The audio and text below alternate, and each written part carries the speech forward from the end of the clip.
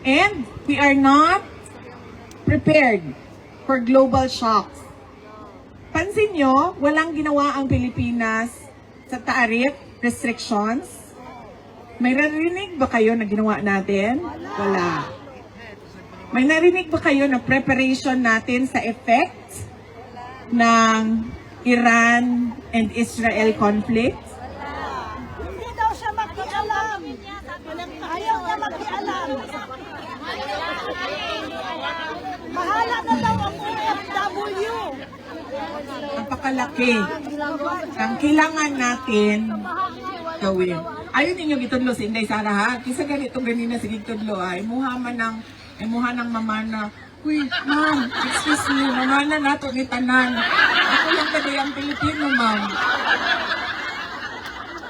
Excuse me, mama. Dili ito mag-dual citizen na mo, di na mo Pilipino. The problems of the Philippines are still your problems. And we need to come together to see a better Philippines. So, nanata sa future. And then what can we do for our country? Madami pa tayong, huwag tayo tumingin na, sa 2028 na lang, sa 2028 lang, tapos nag-give up na ko ngayon. Nag-give up na ako. Hindi pwede. Diba? Kailangan natin sabihin, saan ba ginagamit ang budget? Kasi gusto namin makita. O doon ba sa kalsada? Bakit lubak-lubak?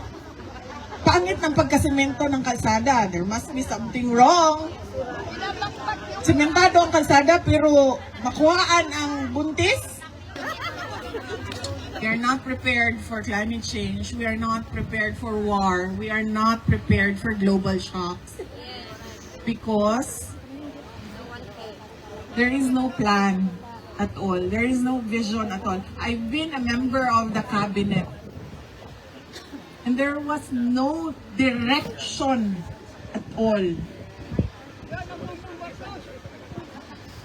So we need to come together and push for the administration to give what is rightfully for the country. Ano yun? Food security.